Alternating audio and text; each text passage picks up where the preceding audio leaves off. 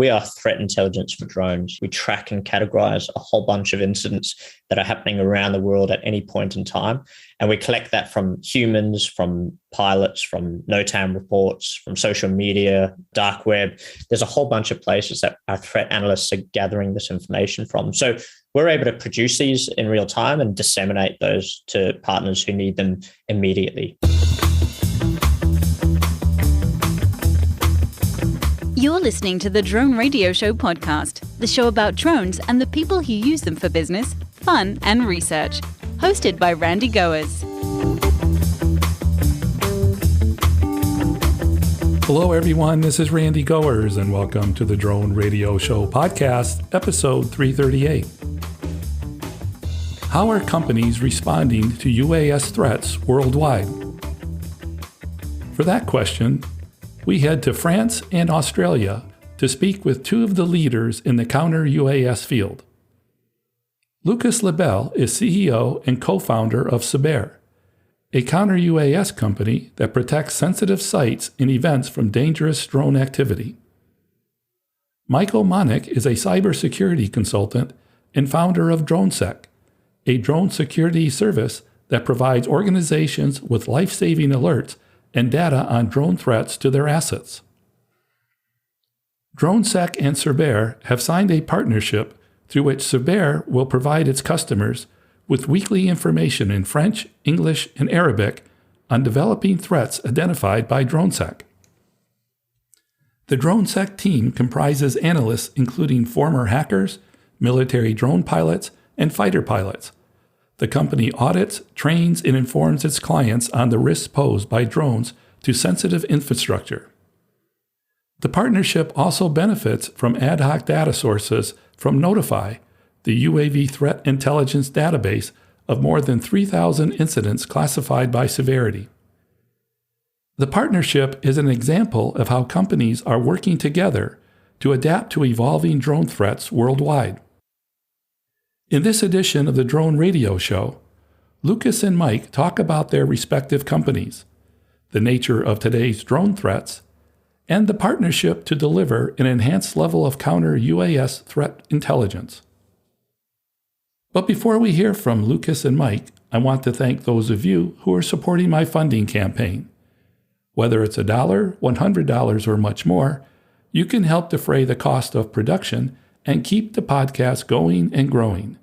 Go to droneradioshow.com/donate. And by the way, if you have a great story on the use of drones that you'd like to share in a podcast, contact me at randy@droneradioshow.com. So let's learn how companies are responding to UAS threats with Lucas Lebel of Saber and Mike Monnik of DroneSec. Let's pick up the interview where I asked Lucas and Mike to introduce themselves. My name is Lucas Lebel. I'm the CEO and co-founder of Cerbair, which is one of the French leading counter-drone providers. I'm 32 years old. I have a background in market finance, especially in the banking industry, working for JP Morgan for a few years. Then I decided to leave this industry and start up a tech company in the defense industry that has been my passion since I was a little kid. At that time, it was 2015. It was a good opportunity in the emerging anti-drone business, considering that we witnessed first drone intrusions on top of all French sensitive facilities. So we decided to create this company with the strong conviction that it was just a matter of time before drones would eventually become, the missile of the poor. My name is Mike. I'm the CEO and co-founder of DroneSec. So we're a cybersecurity and threat intelligence firm specifically for drones. We're based down here in Melbourne, Australia. And look, on a personal side, I've always been involved in flying drones. My background was always cybersecurity. And so really my role here at DroneSec is to coordinate the strategy of the business and make sure we're a really powerful, sidekick to a lot of our customers. So me, my background in cybersecurity led to seeing a drone being hacked midair, a commercial drone. And after seeing that, we kind of wondered why there wasn't enough being done to protect friendly drones and also protect against some of those malicious drones around facilities and environments. So that's really when we started tracking it around 2016. And the industry has really just grown since then. How did each of you learn of each other's company's efforts in the counter-UAS field? Mike, do you want to go first? from our perspective, right? So we had a certain period of time where we were looking at different counter drone systems and which one would be the right ones for our customers. So we used to do a lot of advisory. For example, you have an oil rig come to us and say, we want a counter drone system, but it can't interfere with our oil rig and our frequencies that are kind of going around the whole area. And then we'd get another client that said, we want a counter drone system, but it has to be able to be in freezing cold temperatures. Or another said that they need it in desert temperatures. And the reason why we had a lot of this interest was because we would put out these weekly threat intelligence reports, really just the incidents and scenarios and threat actors that are out there that are doing potentially malicious things with drones. And so a lot of the organizations would come to us and say, you're unbiased, you don't make or create your own systems. Who out there has the best systems? And so when we were looking around on our radar, we always look for the unique or the interesting vendors, especially when it comes down to cost or effectiveness or their global footprint. And so Cerbair popped up as one of those vendors. And not only that, I think they did ingest some of our threat feeds or information at the time. And we saw a really good opportunity between the two because they're quite an interesting firm. I sent out a message and asked if they wanted to be involved in that global drone security network that we hold.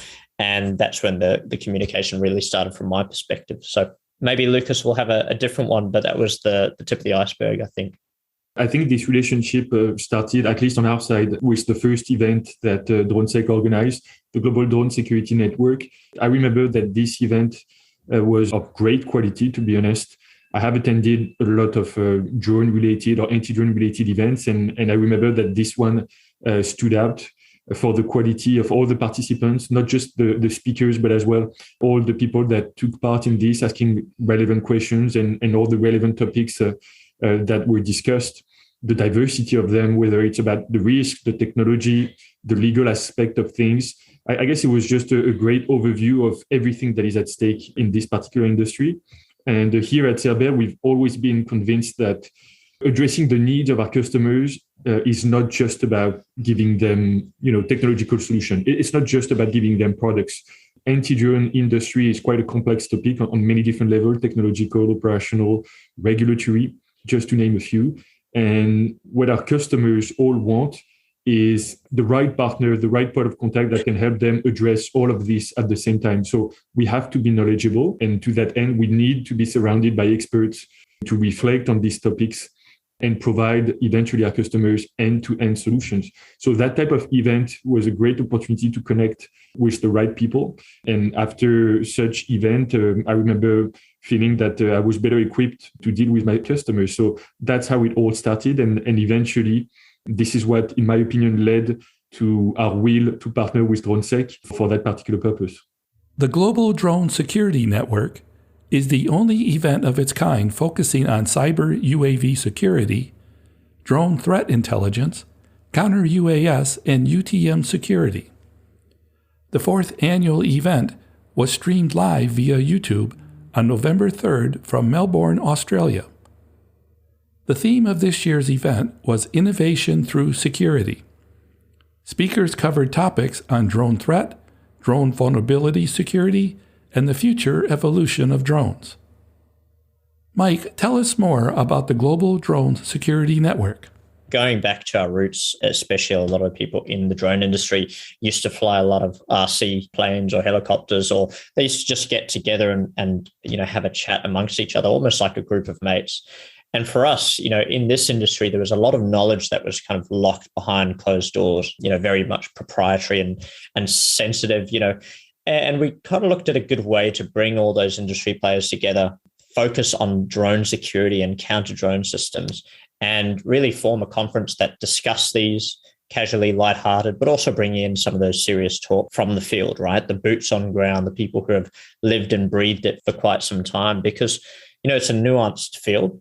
People are only, just now becoming professionals in the space. It's taken quite a few years to get expert players in the game, if you could call it that way. And so really for us, we decided a conference. The first one was held in Singapore in 2019. We kicked that off with Interpol as one of the speakers, and we just wanted to raise awareness for the different organizations and people out there that were focusing on this area. So really what it is we bring in as many speakers as we can.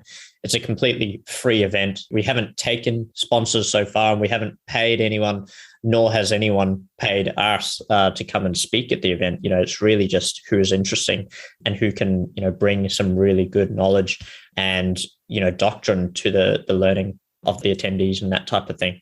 What sort of information is presented? We'll break down what it really means for organizations when you hear, counter-drone or anti-drone. What does it mean when you hear drone security or hijacking or hacking of drones? Just to break it down, informal setting, and allow people to ask questions. And I think, Lucas is a prime example of this. It's very hard to get a few minutes with a CEO these days, and it's really difficult to get even just some FaceTime with the people who lead this industry. And so by having attendees actually be able to ask questions and them sitting and answer these, you can break down those barriers very quickly. And I think that was the benefit of it. How did you conduct the most recent event? Virtual live, which means it's all happening in real time, but from the speakers around the world. And so it's not in person. We haven't been able to hold a physical event for some time. And it wasn't just COVID that kind of forced us into that. It was the fact that we had so many speakers from, 8 or 9 different countries around the world. And, time zones have always affected us, but that's the reality when you have such great quality speakers from France or the UK, South Africa, the US, Singapore. It's a kaleidoscope of speakers from different countries, but we were super surprised to have some of those join and the knowledge they shared. They don't always have to go to that in-depth perspective, but they did. And that's all one of the benefits of being able to hold it virtually. Tell us about the partnership between Saber and DroneSec. Maybe I'll give my perspective and then we can shift over to Lucas as well. But look, it was twofold. On the one hand, it helps Cerbair with access to, say, new incidents or events in real time. And that just goes back to the fact that we are threat intelligence for drones. We track and categorize a whole bunch of incidents that are happening around the world at any point in time. And we collect that from humans, from pilots, from NOTAM reports, from social media, dark web. There's a whole bunch of places that our threat analysts are gathering this information from. So we're able to produce these in real time and disseminate those to partners who need them immediately, right? So it could be that something has happened to a port and other ports around the region want to know about that because they might face a similar incident in real time. And at the same time, Cerbair has this uncanny ability to be able to have both French and Arabic speakers. And for us, we've only been able to publish these in English before. And so being able to have a translation provided to us in French and Arabic for that extended reach was just super beneficial. It means thousands, if not tens of thousands, one day even will be able to access that information as they need it in different languages when they may not have ever tapped into the English version. So I think that's a really important part of our global footprint, as it is with Cerbair's. And, one of the key things, and I'll just point back to our history, when you're trying to figure out how a threat actor might use a drone against an organization, they have certain tactics, techniques, and procedures. They have certain methodologies that they consistently use that you can pick up. And if you're only looking at threats in English and you're only trying to determine them in one language, it can be very hard to understand that or get that information quickly. And so that's one of the key benefits that we get out of that partnership for sure. And look, on the other side of the coin, when you're looking at what threat intelligence means to an organization, they want to be able to quantify the return of investment of a counter-drone system, right? So before they select one, they want to know what's happening out there, if it's going to be worth the money they spend. And then when they get a counter-drone system, they want to know if there's other incidents happening nearby and if their system is going to be able to pick those up.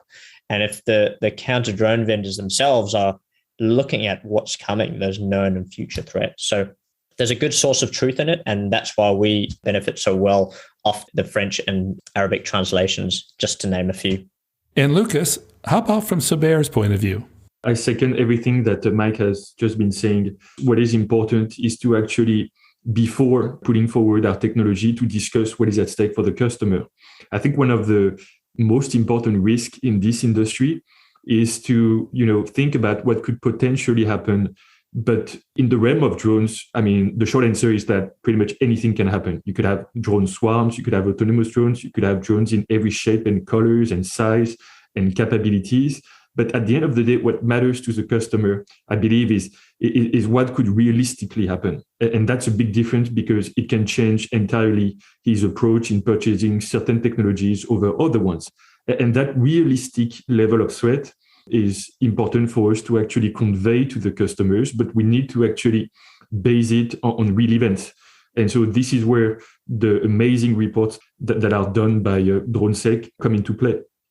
Because a lot of people try to actually, create or like to relay the press events whenever there is an attack. But most of the time, all of this information are partial. You only get, a high level type of information that doesn't provide you information on which you can base some action. But I don't know how they do it. I mean, DroneSec gets access to crazy details that help us better make our decision. For instance, what type of drones are being used? What are the typical attack scenarios on certain customer segments? What was the financial cost of this? Who are the organizations behind it? And so when you actually merge all that information together, you can actually come up with a much more relevant approach to the customer. And that's the right approach, I believe, to, in the end, help them solve their problem by providing them the right solution. So that's the benefit that we get out of this partnership.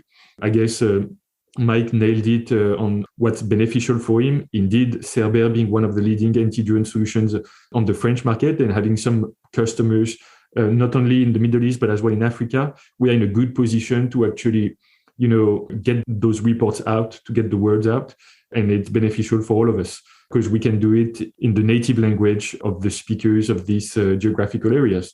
So that's the present benefit that we can get out of this partnership.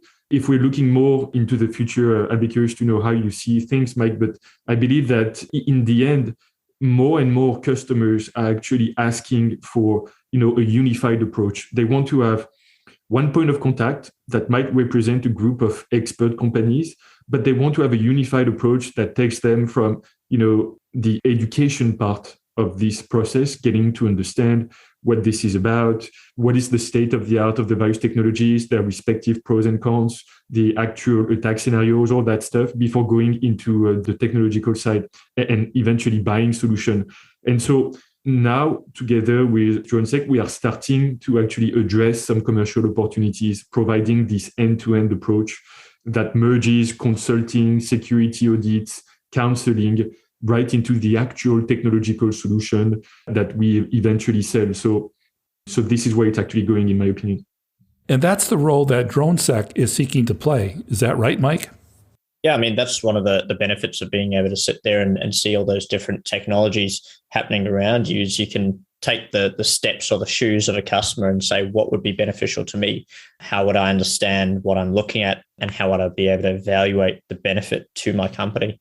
Not a single day goes past where you have a customer asking what the best counter drone system would be for their environment, right? And it's going to be different for each regulatory environment, depending on what laws allow them to have either detection or countermeasures.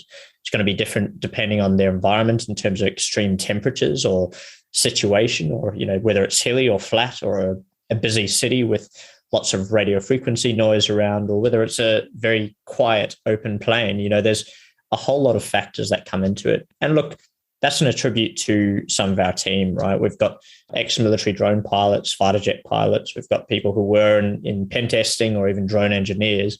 And when you bring together all the different players from that end-to-end process, as Lucas said, you're not just selling Counter-Uas to the one person. You go through the initial stages of the people who are in that position and they've got a lot riding on that task. But then it goes through procurement. And procurement has its own, factors and its own requirements of what the Counter-Uas system should do or shouldn't do and how much it should cost. So there's a whole lot there. Look, DroneSec has always been in that advisory and education space. We've got a training program that we've trained a lot of people on how to figure out what technologies are out there and which ones to potentially select or which ones might apply to them best. And when it comes to those different working groups as well, it can depend what area of the world you're looking at and the response you need. So absolutely, this is something where if you have these disjointed systems and you can't provide a unified view, we're not going to be ready for the future. And already looking at the future, we see things like unmanned traffic management systems, UTMs or urban air mobility. they're not just going to want friendly drones flying around, right? So they're focusing on this model of having detection of both friendly and malicious drones, having a lot of friendly drones doing mobility, delivery, and transport. And then they're going to want some kind of mitigation system. And we're already seeing governments come out and say, we need an identification system, not just remote ID, but we need some kind of system to help law enforcement take down a malicious drone that could cause bodily harm to, public citizens. And so where does that lead us? Well, starting to unify some of those systems that used to be disparate. So absolutely. Lucas, can you give us an overview of the current state of UAS threats today? For us, you have 4 different types of current UAS threats. The first one that is the most concerning, in my opinion, is the possibility of terrorist attacks being done by drones actually carrying some, dangerous payloads such as explosive or other weapons. It has happened. This is not just a hypothetical type of attack. It happened many times to, unfortunately, tremendous effect, especially when in the hands of the Islamic State. The Islamic State has been using drones for a few years now. So we're talking about commercial drones being fitted with explosive devices such as rifle grenades, improvised explosive devices, or other weapons. And in Syria, they used it very effectively, unfortunately, actually flying their drones high in the sky, 300 to 500 meters, so that they can keep the element of surprise because they're not detected by human senses such as sight or, your ears. And they would fly on top of the sensitive target, whether it's a facility or an individual, then stabilize, go a little bit lower, drop the explosive with the element of surprise. This is as simple as shooting sitting ducks. So this is very preoccupying, especially considering that it has not happened yet on the Western world, for instance, that we live in. And this is something that is of high concern for all of the Ministry of Interior, all of the Ministry of Homeland Security. So terrorist attack is number one. Contraband delivery is the second one. This is something that concerns essentially all the prisons in the world, with drones being used to transport any type of contraband, such as drugs, weapons, SIM cards, phones, pornography, cigarettes, you name it. There have been hundreds of incidents being documented, and the trend is actually accelerating. So very preoccupying. Drones are also being used to deliver contraband across the borders. The drug cartels in America are doing it more and more. And this is something that has become common, unfortunately, right now.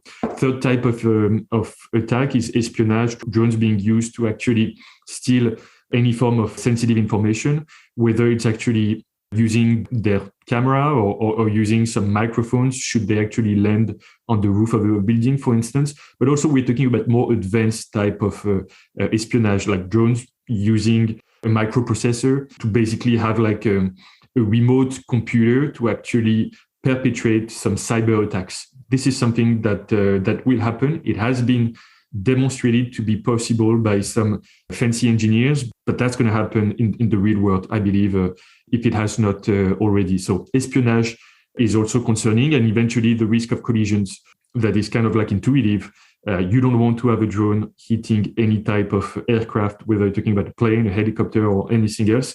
In some particular cases, it might be harmless because, those objects are rather sturdy. But should the drone hit some sensitive parts of the aircraft, like the engine, for instance, or the rotor of a helicopter, for instance, some engineers believe that it could totally lead to a crash. So this is why anytime a drone is spotted near an airport, for instance, they tend to actually shut the airport and keep the incoming aircraft away, circling, waiting for the incident to be over, because the risks are just too high. And when that happens, a lot of money actually just vanishes. The financial cost is absolutely huge. During the events of Gatwick, for instance, the Gatwick airport closure, or also in Dubai, you respectively witness tens of millions of pounds in the case of Gatwick, and more than $1 billion being vaporized in the case of Dubai. So the financial cost is huge, and the potential loss of life is equally, if not more, concerning. What technologies are typically used to combat these risks? There are many, many different technologies to actually detect, identify, locate, and eventually neutralize these drones. At the beginning of the Second World War, when all the traditional armies started to actually set up some what we call air defense net. If you want to protect from an airborne vector, you need to have a multi-layer approach. You need to use different technologies like radars. You need to use anti-aircraft artillery. You want to use infrared missiles as well as long-range radar missiles, but you also need to have some, fighter aircraft in the sky chasing and intercepting a potential bomber or missile. So it's the combination of all of these various technologies that provides a robust dome of protection. And this is exactly the same with drones. But of course, the big challenge with drones is that it shouldn't be, military type of defense with potentially lethal effectors. We are deploying our solutions in urban environment. So the constraints are a lot different, and I would say are much more difficult. One cannot just install an anti-aircraft gun to actually target drones on top of a city for pretty obvious reasons. So the technologies can be common in the case of, for instance, radars, but they can be also very different using a lot of electronic sensors as well as effectors. So we're going to go through that. I guess the most logical steps to go through as you want to protect your sensitive site is to start with the easiest, most effective, cheapest solution, and then scale up if you're at a higher level of risk. So the first step would be to register your site to, let's say, DJI, the number one drone manufacturer that owns about 80% market share, so that your site could be geofenced. Geofencing is pretty effective against some specific drones. Of course, it can be bypassed, but it's a cheap way to actually get the first layer of protection. Then if that's not enough for your level of threat, you could actually scale it up to the detection of electronic signaling. Electronic signaling is something that is becoming more and more widespread. It started in France. Now it has been generalized to the whole European continent, and it's getting there also in the US. So basically what this is about for people who don't know yet about it, it's a law that demands at the drone manufacturer level to actually install a form of mandatory electronic signature so that the law enforcement teams can actually pick that up and know who is behind the drone. I think it's a great idea. This will help reduce the kind of general feeling of impunity of some drone pilots that can be reckless. So it's also a good step to actually protect your own site. Can you deploy these cheap sensors to actually get a first level of detection for cooperative drones, meaning drones that have not been, tweaked, modified at the hardware or software level to actually capture a very accurate type of detection. But then if this is not relevant, you enter the realm of proper counter-UAS technologies, meaning technologies that are here to detect non-cooperative drones that could have been, homemade or tweaked with the purpose of not being detected to actually carry out an attack. So different technologies of detection, just to name a few, radar technology comes to mind pretty easily, but you have a lot of other ones. At Cerbair, we use radio frequency detection technology. So we detect the communication that drones rely on, not only to detect, identify, and locate the drone itself, but as well at the remote control level to eventually catch the pilot. You also have acoustic detection, trying to recognize the unified patterns of the sound that can be created by different rotors for multicopter, for instance, but also electro-optical as well as infrared. So various drone detection technologies, various neutralization technologies. The most common one is jamming. You basically saturate the communications that drones rely on, not only with the pilot, but as well receiving the signal from a network of satellites, like GPS, for instance. And as you do so, you actually isolate the machine and force its emergency procedure that makes the drone most of the time land on the ground. It's a little bit more complicated than that, but let's keep it simple. But you have all other technologies, protocol manipulation, directed energy weapons, laser, high power microwave, kinetic technology such as net launchers. As you can see, there is a lot of diversity. But to keep it simple, we tend to have a pragmatic approach with each of our customers. And this is why we always start with a general understanding of where the customer is coming from. What is at stake? What does he want to protect? What is his particular level of threat? What is his budget? And how can we optimize his level of protection in terms of coverage and performance while tending to actually minimize the price? Cost efficiency is the name of the game. So as we start, we try to deploy the most logical and cheapest way that can maximize a first layer of protection, starting with the technologies I mentioned, geofencing, electronic signaling, radio frequency technology, and jamming. Those are the most cost-effective solutions to start up building your own anti-drone solution. But as we are dealing with more sensitive customers, like Western armies, for instance, dealing with more complex drones and more complex types of attack, we tend to integrate our radio frequency-based solution, so again, radio frequency detection and jamming, into more complex weapon systems that tend to be developed and maintained by larger defense actors that integrate small niche technologies that are usually developed by SMEs like Cerbair, for instance. That was a great overview, Lucas. Mike, building on that, where are today's hotspots and what actions are governments and companies taking? Yeah, it's super interesting, right? Because sometimes you'll see different things happening in different environments or where the objectives of the adversaries are different from place to place. So we've seen some pretty interesting stuff. And I think, Lucas made a comment about, we haven't necessarily seen that terrorist use of drones in the West yet.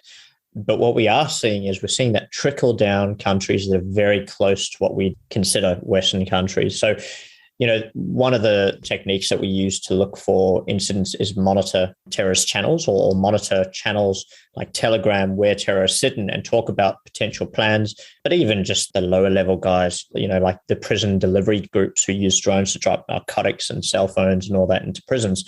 It's a good way of seeing what their plans may be, how they purchase drones, where they get those drones from. Do they buy them secondhand? Do they try to scrub the forensics from them? There's all these types of things that we look for. And it's quite interesting. We were on a Telegram group the other day where one of our threat intel analysts picked up a lot of chatter around an attack in Minsk where a group called the Black Stork Gang used a heavy lift drone to drop 2 5-liter incendiary down onto the police headquarters. And it was just such an incredible change in tactics of protesters.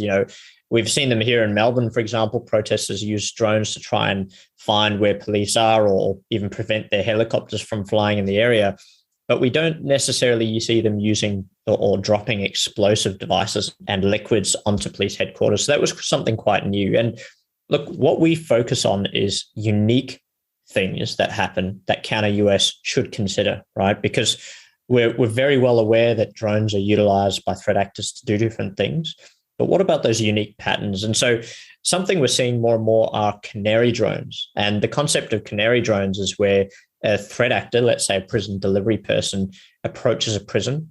And instead of sending their large heavy lift drone that's worth about $20,000 to $30,000, they'll send up a small $2,000 drone and fly that over the prison with no payload. And after circling for about 20 to 30 seconds, if that drone is interdicted by a counter drone system, then they'll hightail it out of there and they won't continue with their drop because they know that there's a counter drone system. Whereas if there's nothing that's happened, then they'll go and send in the larger, more expensive drone to go and do that drop. And so we're seeing them learning, right? There's tactics around how they can operate in these areas. And there's also tactics on the blue team side where they are sitting there with a counter drone system. They might detect a small drone, but also detect a larger drone in the area and decide to wait and just take the prisoners inside their yard rather than trying to take down the drone. And that way they're getting forensic evidence and they're tracking where those threat actors are in terms of their geolocation rather than just taking the drone down and warning them. So there's a whole methodology and doctrine to it, right, which is becoming quite interesting. The same thing for swarms. One of the latest US Bureau of Prisons reports came out and showed that at one prison, at one point of time, there was 15 drones in the area, right? And that's a change in tactics. There's 14 drones in the air that are not containing contraband, and then one of them is. And suddenly, you need technological systems that can handle and detect and mitigate 14 to 15 drones at a single time, as well as a standard operating procedure as to what your guards can do in that event. What can they choose to do? So it's really interesting. And look, we're focusing on some worldwide events. There was the I mentioned recently, but there was the Citadel Securities building, and I'm trying to remember the exact location where it is in the US. But long story short, there are some people who wanted to know what kind of trades they were making and if there was business activity happening with Citadel Securities Group. And so they were actually utilizing both online sleuthing, so checking when people were in the office, and then pairing that with a drone and sending that drone up to the Citadel Securities tower, which is a skyscraper. And usually you can't take a pair of binoculars and look in through the window because it's, 60 floors up. And yet they used a large drone to go as close to the windows they could and look in there and live stream that to thousands of people on the internet to basically show them that this group was doing trading late at night at 3 a.m., 4 a.m. And resultingly, a few months later, show that there was actually movers that were coming in and packing all the computers away and moving to a new location. And that's a huge amount of intelligence, surveillance, and reconnaissance in a non-military sector, right? That's commercial and private industry, and yet people are using drones to make moves and make financial gains or capital gains or losses potentially based on seeing what a hedge fund is doing because they can go and put that drone close to their windows. So things like that are getting super interesting. And look, the rise of technologies in terms of drones has been nascent for some years. Let's say to the naked eye, right? Those involved with drones are seeing a lot of the technical innovations, whereas those that are a little bit further away from drones, they notice the big things like the drone light shows. The Olympics was one of those large ones where you saw that swarm of drones making beautiful pictures in the night sky. It doesn't cost as much as fireworks. It doesn't have the pollution or start a spark as fireworks. And so everyone thinks drone light shows are amazing, myself included.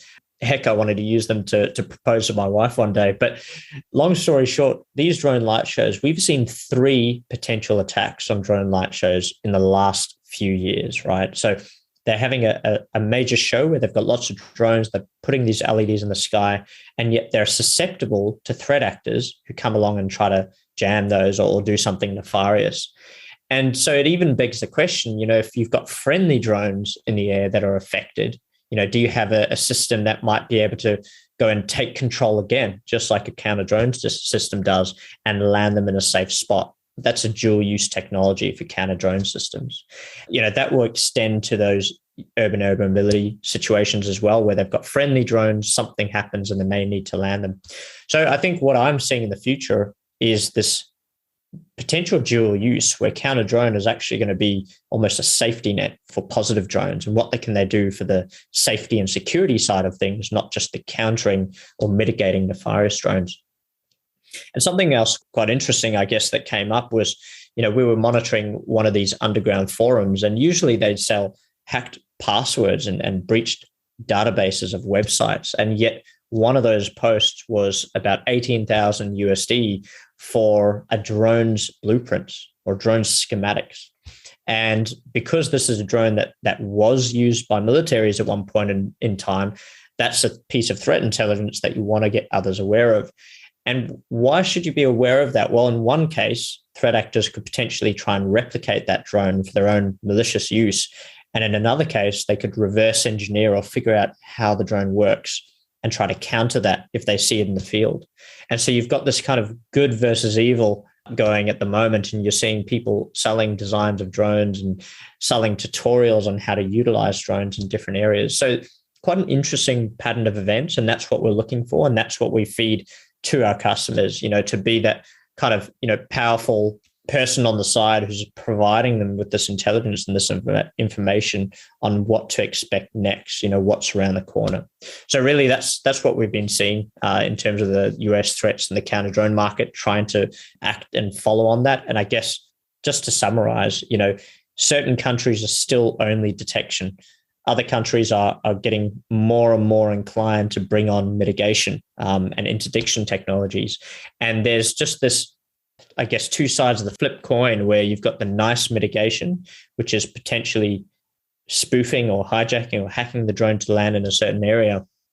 And then you have other mitigations to stop that drone at all costs, no matter even if you destroy some of that forensic evidence on the drone or destroy the drone components and parts. So really things are going in those 2 directions. But for the private and commercial industry, they just want to nicely take drones down, similar to what the guys do from Cerbair. So I think it's quite an interesting space, and it will continue to grow for many more years.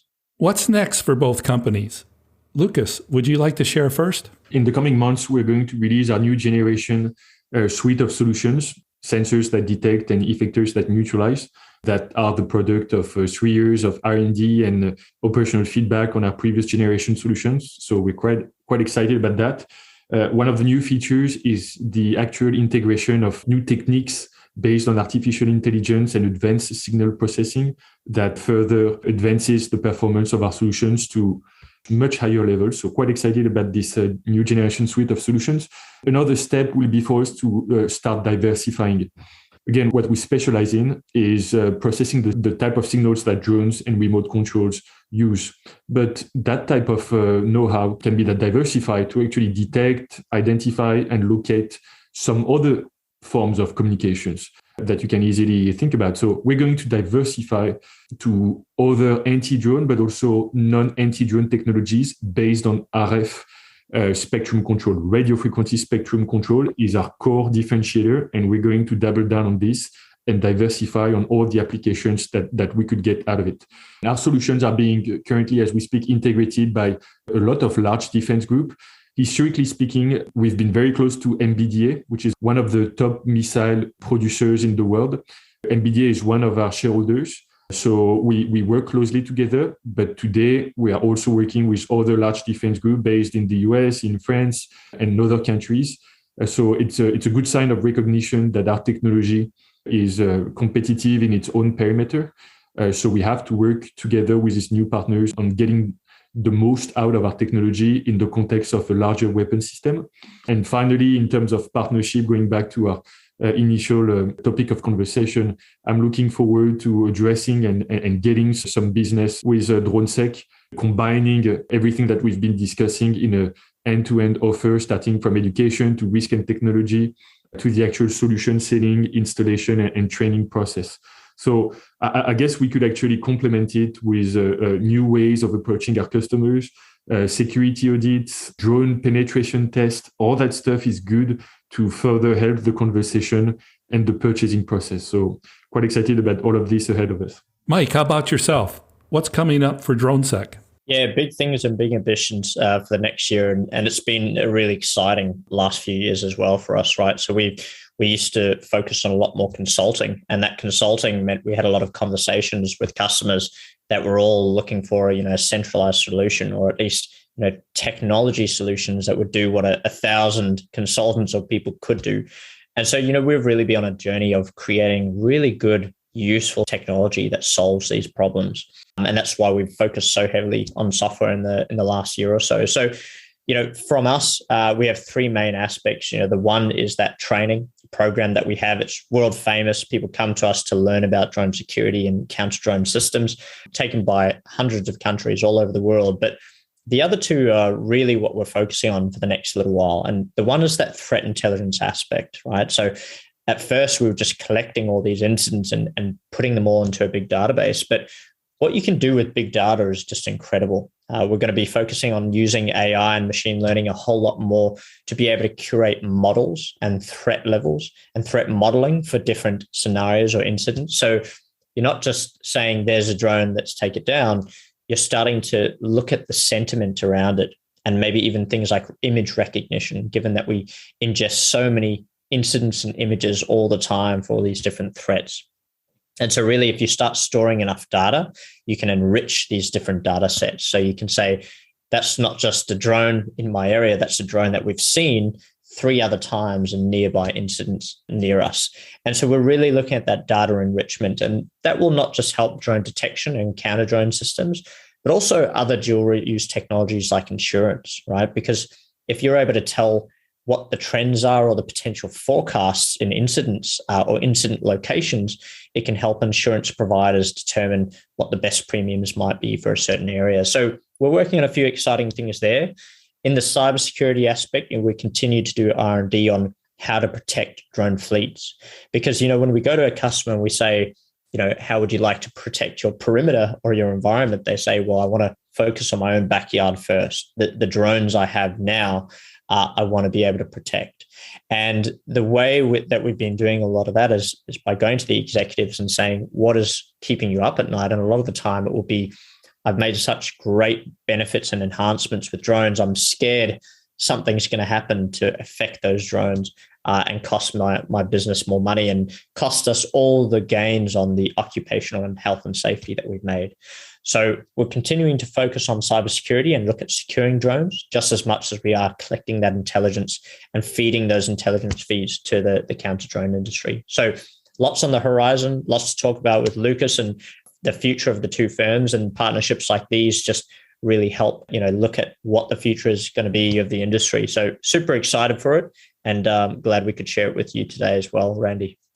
And for my final question, what message would you like to leave regarding the future of the counter-UAS industry? The one thing that is really meaningful to us is real stories, right? And it's really hard to get counter-drone providers to be able to talk today about actual incidents that have occurred. And time again, what you'll hear is, we don't necessarily want our system tested and evaluated outside of a private viewing or things like that. And I just want to say, vendors like Cerbair, the first time we met them, we said, can we do a test on your system? And they instantly turned around and just said, yes, when? When can you be here? And so things like that are really meaningful because it brings transparency into the industry. And by sharing those incident reports, you're really detailing what happened and there's lessons learned. So even if the system didn't act 100%, you can use those few percent that it didn't to be able to learn how to do it better next time, or how to have a process in the back. So I think this industry needs a lot of transparency, and it needs those real stories being shared and lessons learned for the customers. And I think customers are starting to understand what these threats are now. They've seen it plenty times on the news. And so what they really need is that helping hand, someone they can rely on, just like you would a really good accountant or a really good lawyer. Just have the best counter-drone system and vendor and partner in your back pocket to be able to turn around and help you when you need it most. So I'm really proud that we help enable that in many cases around the world. And I think that's where the customers are going to focus on, is that friendly partner who can help you moving forward. By now, I think we all agree Lucas, that how about the yourself? anti-drone industry is quite a complex topic. Therefore, I believe that teaming between experts is more than ever necessary. As we observe, it's still a very fragmented industry because there is so much at stake, so much potential revenues that everybody wants a piece of it. But the end result is that you have a huge number of providers and resellers, a lot of different technologies, aggressive marketing strategies that creates noise on the market, lack of transparency, as Mike just discussed. And basically all of that is not good for the market. It's not good for anybody. It's not good for the technological providers that tend to not get the levels of revenues that they hope for, precisely because their end users or potential buyers tend of be worried regarding their marketing claims. It's not good for the end users because they don't have any, large leading anti-drone company in front of them. They have a panel of lots of startups and SMEs and large groups, and they don't know what to do with it. So bottom line, this industry needs to consolidate. And to do that, two things need to happen. Number one, I encourage the end users to invest and spend money in this emerging industry instead of waiting for the perfect solution that basically won't come anytime soon without support and funding. And number two, I believe that, again, all security and defense companies should further work together and embrace innovation wherever it comes from, especially from SMEs, instead of playing solo. That's it for episode 338 of the Drone Radio Show. I hope you enjoyed hearing from Lucas Lebel of Cerbair and Mike Monnik of DroneSec. I want to thank Lucas and Mike for taking the time to speak with me. If you want to learn more about Cerbair or DroneSec, or want to connect with Lucas or Mike, check out the web pages at cerbair.com or dronesec.com. If you like the Drone Radio Show, please consider supporting the podcast with a small donation. The content is always free, but for as little as $1, you can help defray the cost of production. To donate, go to droneradioshow.com/donate. And thanks for listening. Your support means a lot to me, and I hope you'll listen to more episodes of the Drone Radio Show podcast to hear how others are using drones for business, fun, and research. For the Drone Radio Show, I'm Randy Goers.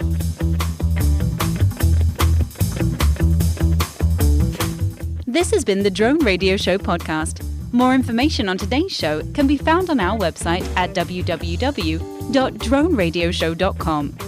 If you're using drone technology for business, fun, or research and would like to share your experience on the show, please visit our website and fill out a guest appearance application. And don't forget to follow us on your favorite social media channels.